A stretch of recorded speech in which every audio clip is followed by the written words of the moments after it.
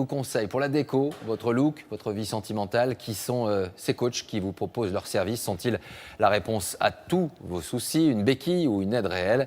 Ici encore, il faut parfois être vigilant. Grand format signé Catherine Rougerie et Guillaume Michel.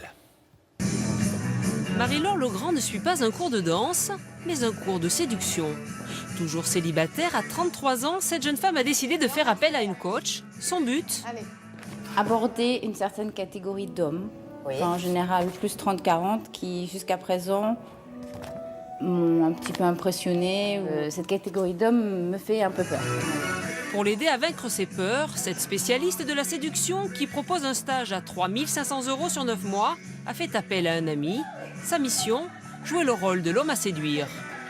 Avec un thérapeute, vous allez prendre conscience par le mental, par l'intellectualisation et la compréhension. Avec le coaching, vous allez prendre conscience dans l'action. Et à première vue, le corps à corps, ça fonctionne.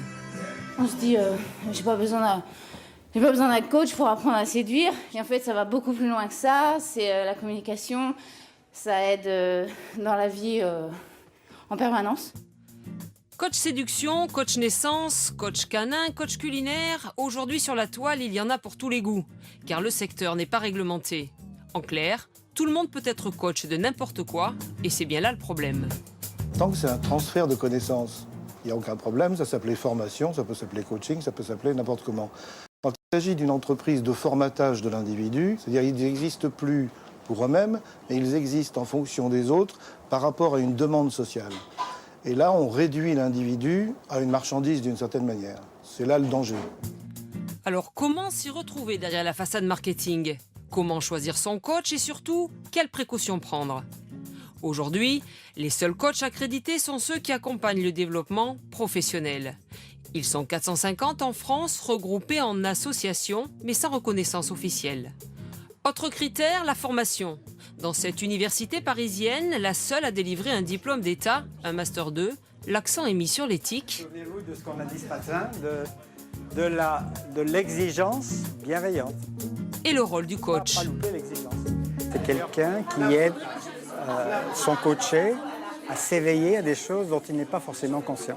C'est pas de lui donner des conseils, mais c'est de le mettre dans un état d'auto-questionnement. Ici, ces futurs coachs ont un niveau plus 4 et un an d'expérience professionnelle dans des fonctions d'encadrement. Gestion du stress, gestion des conflits, conduite du changement.